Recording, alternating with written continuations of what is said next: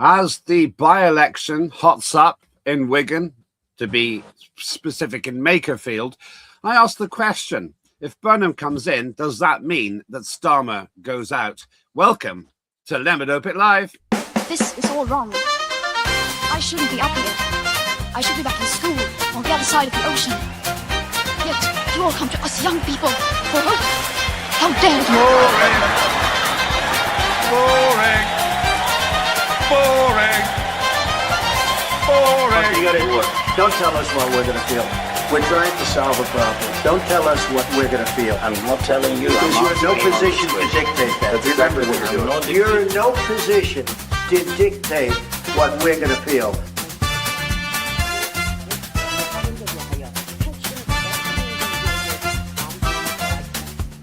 I call again for an immediate ceasefire in Gaza, the return of the sausages, the hostages. More to Lembit Öpik Live here on @Unprecedented TV on YouTube and tons of other outlets too. At 61, I'm not so sure what they are. Wherever you are, though, thank you for finding us. And please do like and subscribe, especially to @Unprecedented TV on YouTube. We've got some great shows coming up and some traveling to be done as well. And indeed, my guest today is around and about somewhere in the sunny climes of Crete, I believe. Before we talk about his happy times, let's talk about Starmer's dark times. You must surely be aware by now that there's a by-election going on in Wigan, an area called Makerfield. Now, this isn't a by-election because somebody had to resign or because someone passed away. This is a deliberate attempt to get Andy Burnham, the King of the North, as he's called, the current Manchester mayor and obviously a Labour candidate, elected to Parliament. Why would he want to do that when he's already got a job? Because he wants a bigger job. He wants to be Prime Minister. He's made no secret of the fact that he wants to take on Keir Starmer. He thinks he can do better. Now, I'm not revealing a secret there. What is interesting is how this by-election is shaping up. It's a two-horse race, really, though the guest today might have a different view. We'll find out what he thinks in a moment. But the two favourites are Reform UK and Labour in the form of their candidates. We'll talk about those as well. But what is going on? If Burnham loses, is that curtains for his career and a fillet to Keir Starmer's survival chances? If he wins, is there any way back for one of the most unpopular prime ministers in British history? Let's find out from somebody who seems to have the money to go on holiday every week or two. Nick Buckley, MBE. Where in the world are you? Where's Buckley? I am still where I was last week, so I'm still in Crete. But it looks like this week we've got a better signal because you can actually see my pretty face this time. You couldn't see it last time. There's something wrong with the picture, though, because you've got a tremendous tan. That's not you. Yeah. Don't start accusing me of blackface. You'll get me in trouble. No, you can't say that. I'm actually still not completely sure what that means. I think it might be to do with things like the Black and White Minstrel Show. And if you haven't seen it, dear viewer, don't bother. I didn't even like it whenever it was socially acceptable. No, it looks like you're surprisingly healthy. I have to do this with lighting. There we go. I've definitely got a good tan. Today's windy and a bit cloudy, but this is the only day it's been windy and cloudy. But every other day it's been beautiful. Somebody actually spotted you arriving at Crete Airport. Was it Heraklion or Hania? It was Heraklion. Heraklion, yeah. They took a snap of you just before you got off the plane. Go on. There it is. Yeah. Your private jet there, I think. Yeah. And as a result of that, we sent one of our crews out there to photograph you, and they've got a camera trained on you right now. Can we just get the long lens picture of Nick Buckley? There you are. You can see sitting on the deck of your boat. They thought it was funny. Yeah, I did as well. If only, Lembit, if only one of those things was true. If only. I'll tell you a very rude joke about super yachts later, but I'll say now that I used to be really rich, and somebody tried to sell me a boat, And I was advised that in order to end up with a small fortune in the boating world, you have to start with a large one. So I don't recommend you do that. How long are you there? Or have you moved there for tax reasons? No. I'm here now. What's it? Today's Wednesday. I'm back on Monday. So I've got another 5 days. Yes, Buckley Island, they might start calling it. Give my regards to Peter Mandelson. Right, let's talk about the by-election. I don't want to keep you too long because you're probably thinking about your mid-morning, I don't know, latte. What do you drink there in the mornings? I drink Mythos from when I wake up to when I go to bed. Mythos is beer. Yeah. Do you really? No, yeah. Once I finish this, I'll be having a drink. But don't forget, it's 2 hours ahead here. So usually about half 11, 12 o'clock, I usually have a beer. Yeah, Mythos it's nice beer. It comes in those little cans, so I suppose you don't drink that much of it. I'm not here to judge you. You're on holiday. Somebody who definitely isn't on holiday is Andy Burnham. Andy Burnham seems to now know who he's standing against. Quite an interesting. Let's see. I'm just saying, can we just get the two main candidates up? This is the by-election. Thank you. Andy Burnham to face Reform's Robert Kenyon in crucial Makerfield by-election. Outcome of contest for seat just outside Wigan could change the course of British politics for years to come. So these are the two main runners. We'll look at the odds a bit later on. Something curious is happening with the odds. Do you know anything about either of them? I don't know anything about the Reform candidate apart from the obvious smears. He's being attacked now as being a far-right racist and all that usual rubbish is coming out. And I don't even know the man, but I would put money on he's none of those things. I know Andy Burnham a little bit. I've stood against Andy Burnham twice to be Mayor of Greater Manchester. And the last time I stood against him, I was actually warning people that he's only doing this, standing again, because he's waiting to be Prime Minister. He's waiting for Labour to get into power. Then he's coming back to Parliament to be Prime Minister.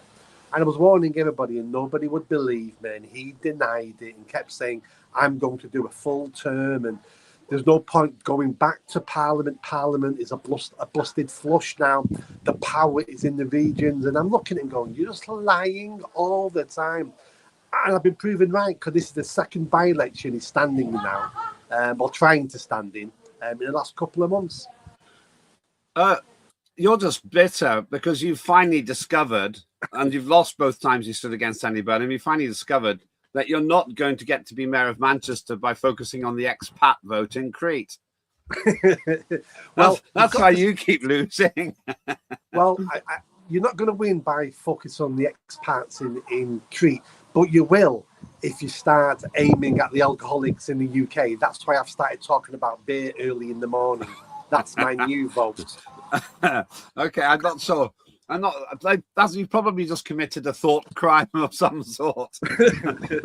There's somebody once said to me that he always has a drink when he goes on holiday, whatever time of day he's flying, because different laws of physics apply in airports or something. I've never been quite that way. I know that Ryanair's boss is moaning about it, wants to have a 2-drink cap or something in airports. But that's another story. Now, let's talk about these. I don't know anything about Mr. Benyon either.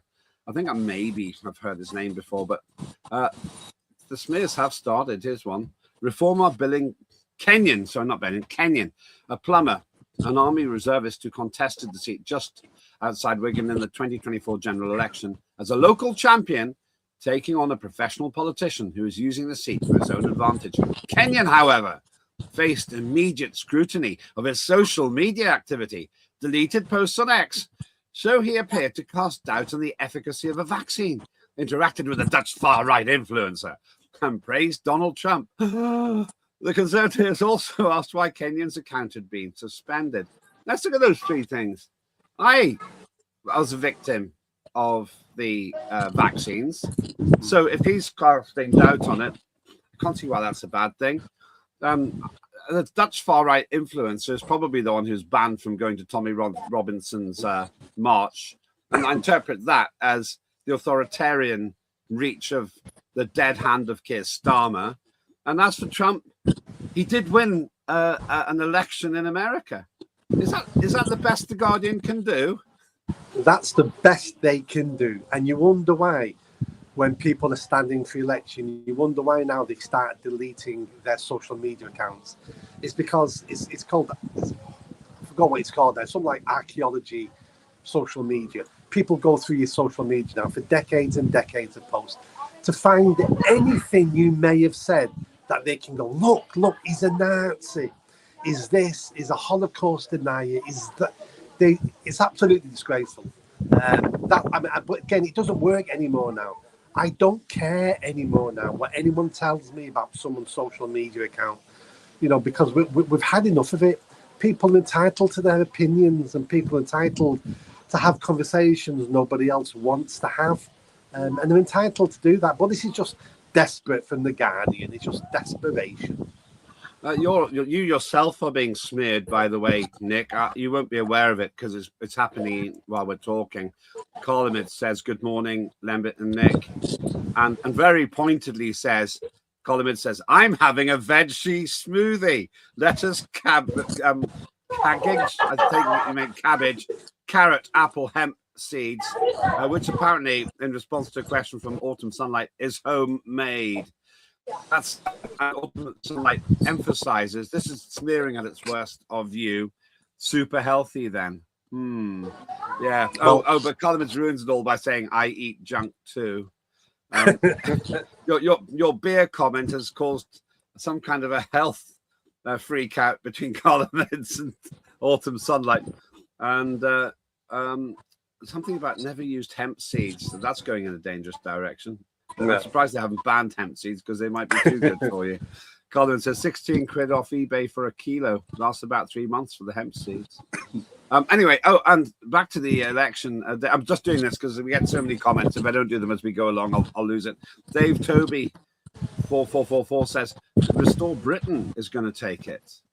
And then Colin says, try them. You won't regret it. But I'm not sure if that's hemp seeds or Restore Britain now. So no, let's just have a quick word about Restore Britain because they actually... and Colin says they won't get you high. Once again, I'm not sure whether that's about Restore Britain or hemp seeds. What is your view of the fact that Restore Britain's entering the race as well? Oh, good timing from the team there. Yeah. Rebecca Shepherd's the candidate. That's going to split the Reform vote, is it? We shall see. I'm really happy Restore are standing someone. My party, Advance UK, have stepped down and are supporting Restore in this seat. This is where we're going to find out really about Restore Britain. Are they a flash in the pan or are they the real deal? Because at this moment, we don't know. They did well in Great Yarmouth, but that is Rupert Lowe's back door. So we'll find out. Do I expect them to win? No, it's a big ask. But if they do really well, if I don't mean better than I did in my by-election, but I mean really well, You mean if they beat the Monster Raving Loony Party? Yeah, exactly. So if they can do really well... Don't knock it. You nearly did. You're only 3 votes behind the Monster Raving Loonies. I was. So it'd be interesting to see how they do. And this race, it's not wide open. There's only 2 favourites at the moment, which is Reform and Labour, as you rightly said. But the Greens are standing, so the Greens are going to chip away votes from Labour on the left. Restore are standing, that's going to chip away votes from Labour and Reform, but mainly Reform. So this race is wide open for the 2 main contenders. But if something happens, if Restore turn out to be the real deal, something special could happen in this election. I'm not saying it's going to. I really, really don't know. That's why I wanted them to stand. But I'll be supporting Restore in this by-election. I hope they do exceptionally well. But we will see, because it really is a David versus Goliath. Andy Burnham is the most popular Labour MP, if not one of the most popular, not MPs, politicians in the country. And he has been now for 6-7 years. He's called King of the North up here because everyone thinks he's amazing. He's won 3 mayor elections on roughly 65% of the vote on every election. He's undisputed. Why is he undisputed? Because he doesn't do anything. So you can't criticise a man who doesn't do anything. That, and got the most amazing PR team around him. And the reason why he came up north out of Parliament is he's trying the Boris Johnson route to power. Boris Johnson left Parliament, became Mayor of London, came back and almost went straight to being Prime Minister. That's what Andy Burnham's plan has always been. Hang on a second. Andy's from the north. I think that's a bit unfair. If I stood in Northern Ireland where I was born, if I stood in Bangor where I was born, people can say, oh, he's just carpet bagging his way in. Well, I was born there. In fact, it was such an auspicious birth that after I was born, they knocked down the hospital and said, our work here is done. Okay, I'm not quite that arrogant. But in that sense, Andy Burnham can say he's legitimately from the north. Oh, he can, but my phrase then wasn't necessarily not from the north. What I meant was he's from Westminster, which is down south. He spent his career. No, he's not from Westminster. That's like saying, oh, we can't vote for Nick Buckley because he's from Crete. It's the same. The point I was trying to make is he's a career politician. He spent all his life in Westminster, as in his professional working life has all been around Westminster. So I'll take your point on board. I could have rephrased it a lot better because he is from Liverpool. So how he got a job in Greater Manchester, I don't know, being a Scouser. But again, that's why he's got great PR. So this fight is about him. Everything's about him on this election. Yeah. And it makes no difference who wins. It makes no difference to the country who wins. Because if Reform win, they get another MP. Means absolutely nothing. If he wins, he gets to Parliament, he becomes Prime Minister. He will save nobody. Labour are done and dusted. He's more to the left than Keir Starmer. They'll get killed at the next general election anyway. Nothing changes for the better or for the worse, regardless of who gets elected, apart from the outsider, which is Restore UK. If Restore happen to win this election, that's a game changer in the country. It's not a game changer for anybody else. You're causing a lot of response. I will try them, says Autumn Sunlight, but I think that's still about the hemp seeds. Colin adds, Unreal Starmer is still in power. Well, no one's really there to replace him yet. Yeah, ironically, in a way, he's had a stay of execution because everyone's waiting to see if Burnham wins or not. Colin adds, he said he doesn't want to plunge the country into chaos by resigning, but his is the chaos. This is the point I've made. And Autumn Sunlight said he's in denial. Starmer is. And don't forget, if Andy Burnham loses, there's a very good chance Starmer stays.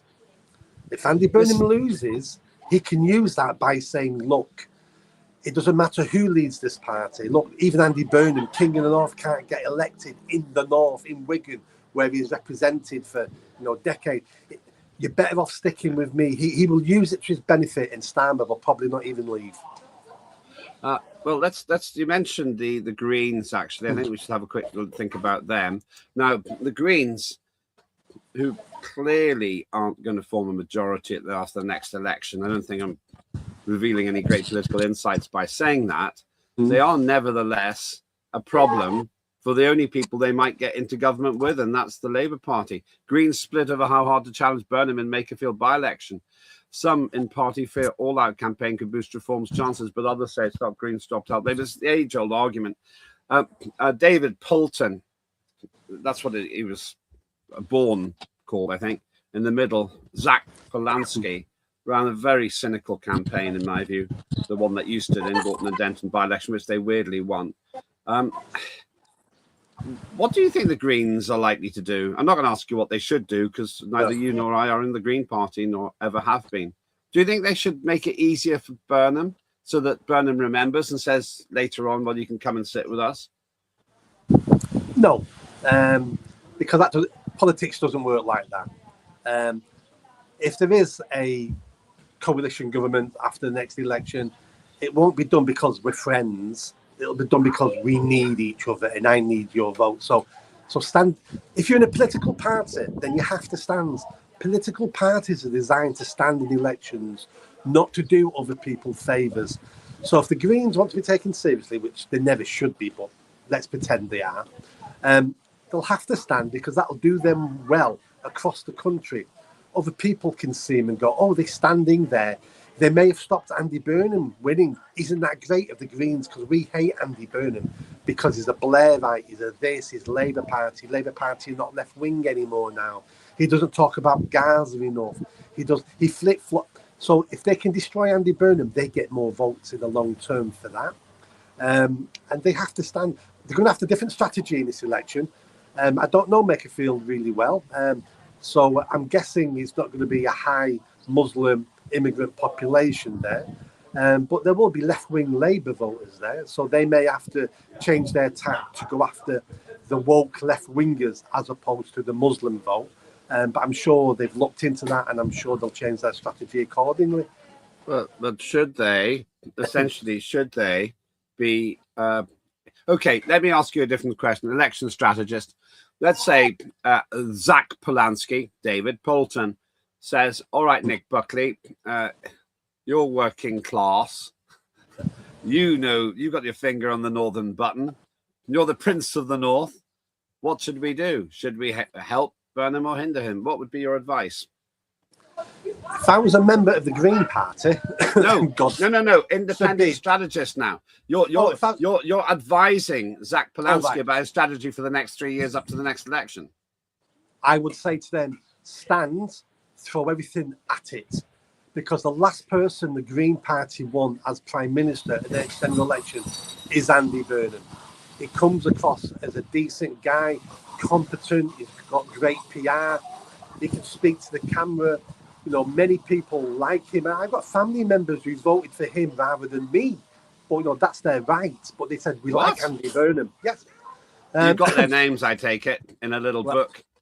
They're on the list. They're on the list. They've never had a Christmas card off me since.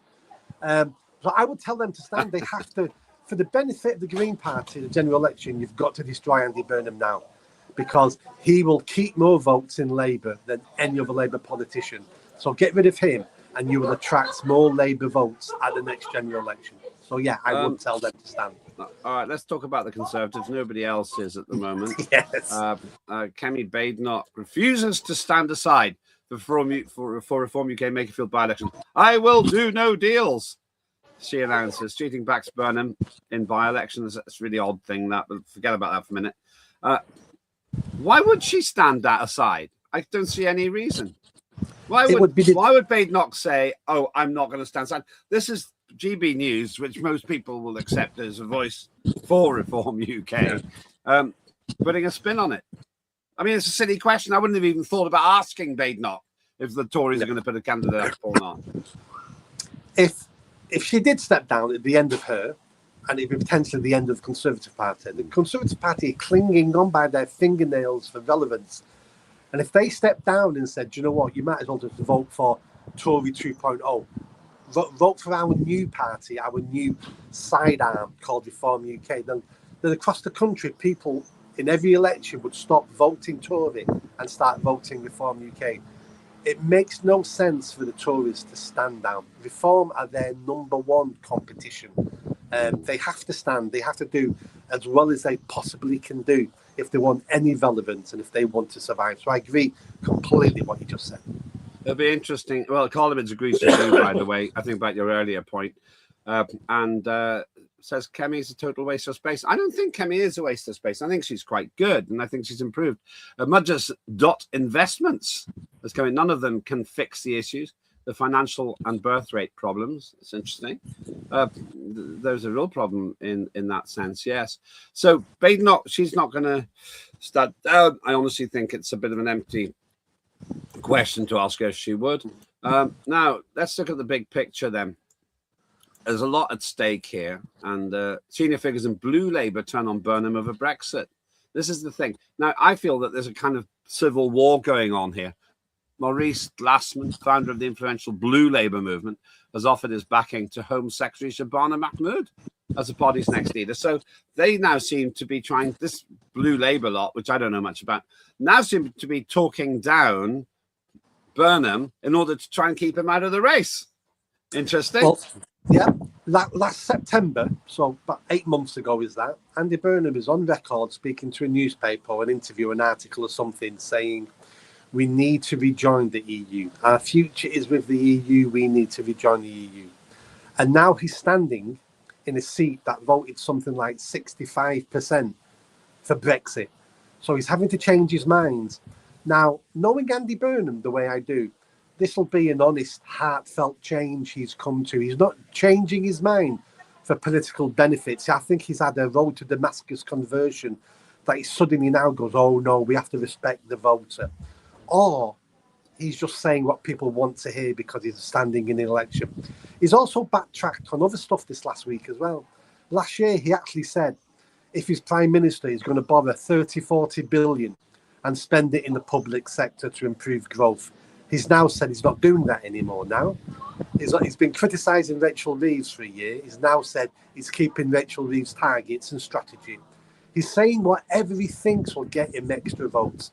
He's the classic career politician who here's my policies. If you don't like these policies, I've got some more policies. You can't believe a word a career politician says, and he is one of them. Except that if he's making these promises now, he's to some extent bound by them. If he says no rejoin of the EU, and that's what Burnham's now said.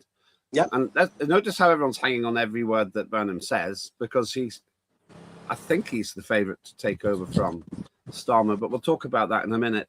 In that situation, he's entitled to show he's listening.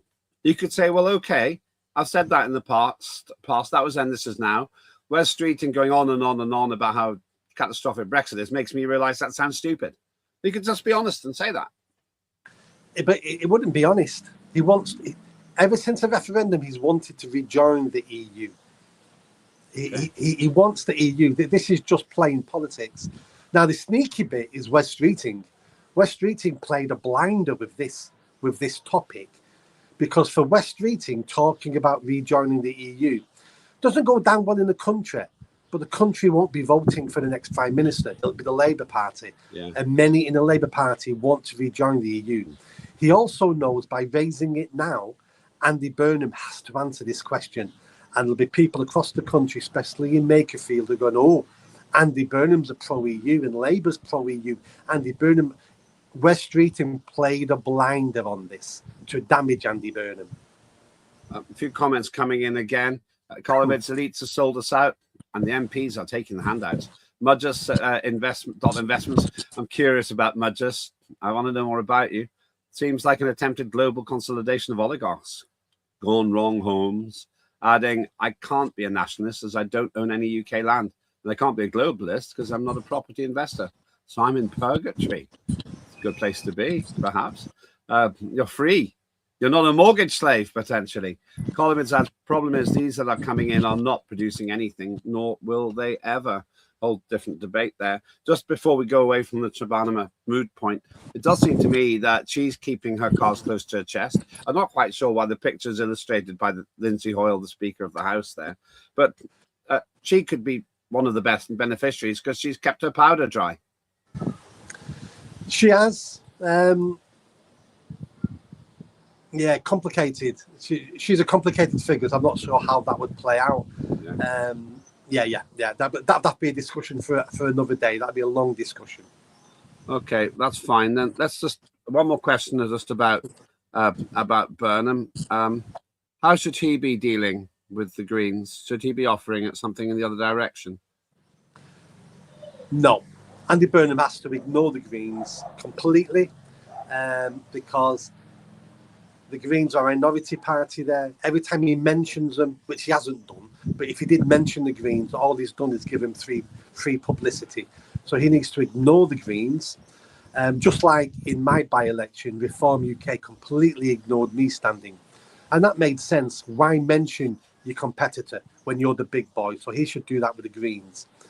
But Andy Burnham's got 2 banana skins in front of him. 3 if you include the EU. But that one we've talked about. The other 2 banana skins is his continued support of trans women and women, and men can use women's toilets and whatever they want. So he's on the record of saying that many times and funding that type of lunacy in Greater Manchester. And the big banana skin, which will upset many people, is his lack of action on the grooming gang scandal in Greater Manchester. He commissioned a report which was basically a cover-up, not a cover-up of the crime, sorry. I mean, a cover-up of, what's the word I'm looking for? Not cover-up. He wanted to create something, knowing he could point to something, saying, look, I did something. But the report was pathetic. It didn't name people. It didn't go after anybody. It was basically a whitewash. But there's people in Greater Manchester discussing this now. He's been the police crime commissioner as well as the mayor for a decade. And we've held nobody in public life, no police officers, no council workers, no council managers, no politicians in Greater Manchester. We've held no one accountable for the rape of tens of thousands of girls over decades, and he could have done that. And Maggie Oliver is heavily criticising him at the moment over this. You could actually say the same of Reform UK, though, because they haven't been supportive of what Rupert Lowe's been doing on this. You could push that. I wouldn't push that because Reform have never really been in power yet. And for the few councils they've run, they've only been in power less than a year. So it's very hard to blame them for anything. If anything, Reform have got a clean sheet on this. Reform are not worried about undoing a can of worms to see what's in it because they know Reform aren't in the can. Tories are scared stiff they're going to be in the can, and Labour know they're in the can. So, no, I don't. Reform could do a lot more on this. You're completely right. But doing a lot more about it and being blamed for it are two different things. Just a point here, which it's slightly tangential, but I do agree with it. It's actually just about the wokery that we see in the mainstream media. You guys are writing so much today. Please do join the chat, by the way. It's where was it?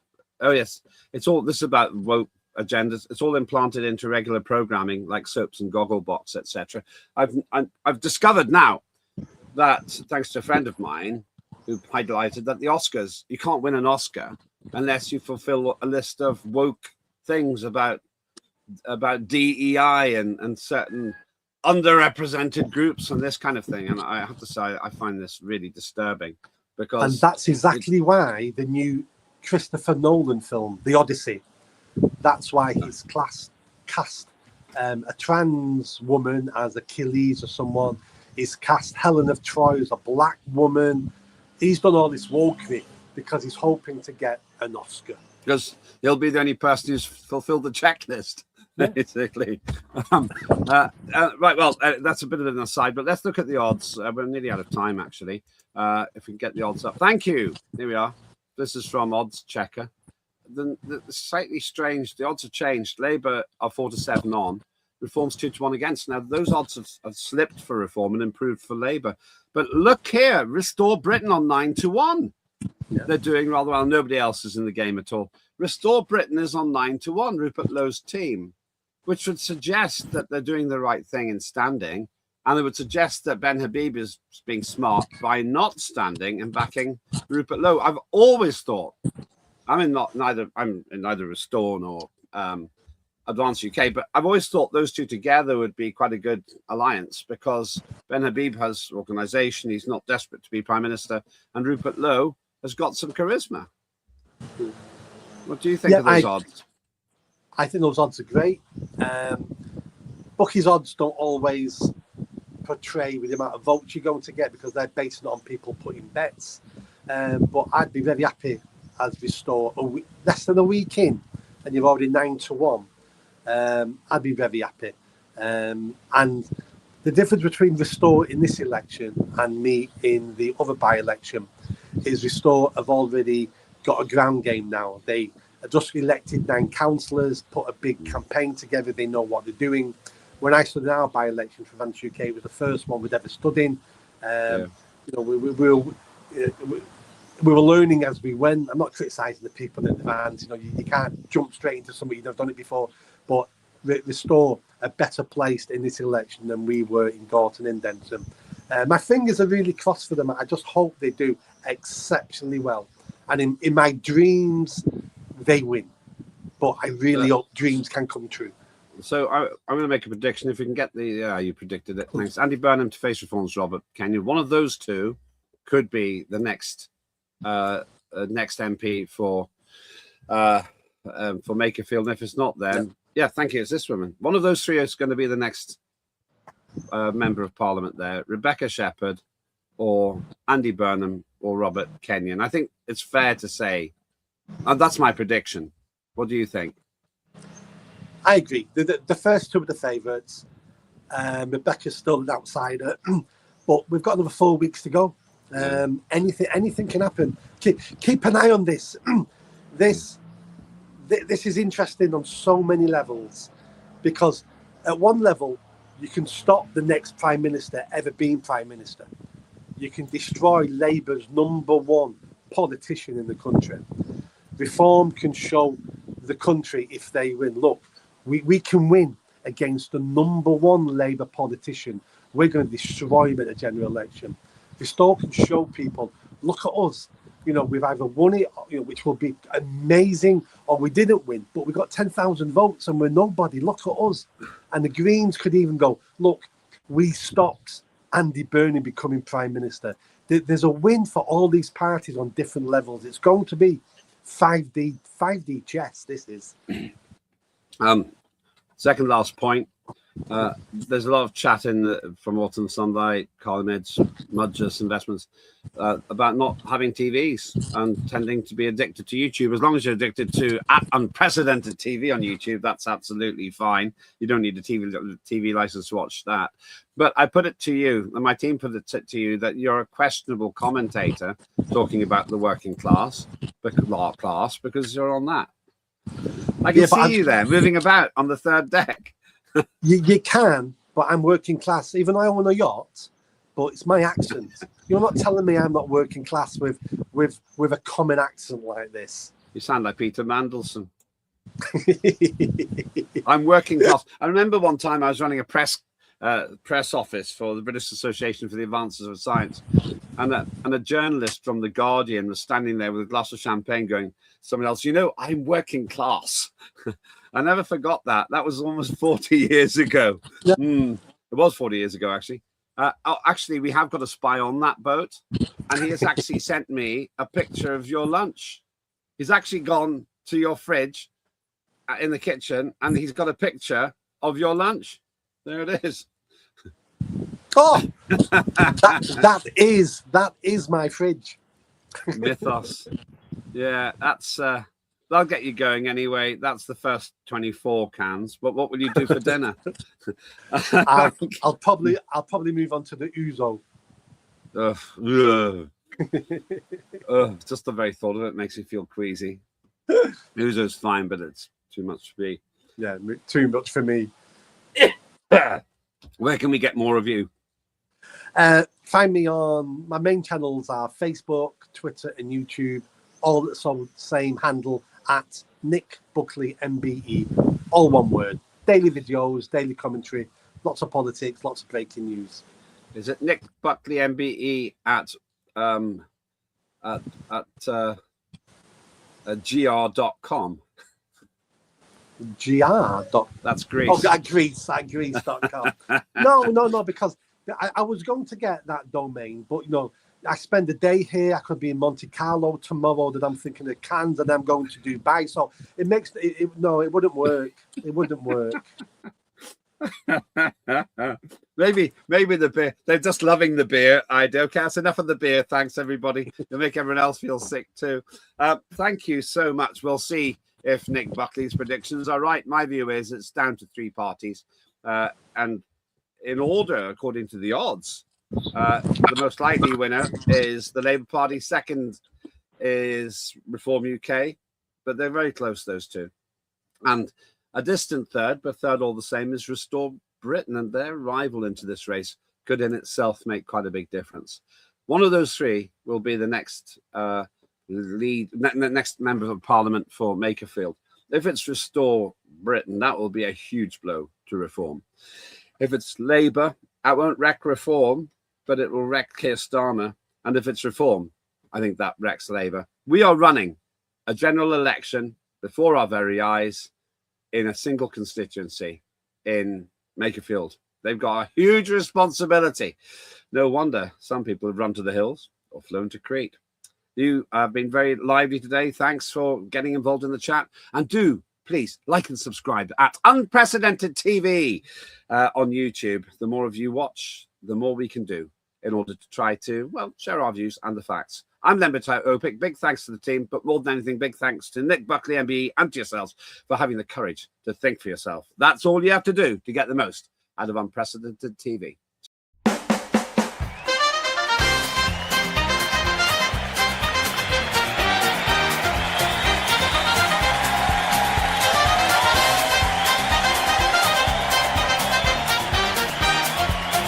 Immediate ceasefire in Gaza.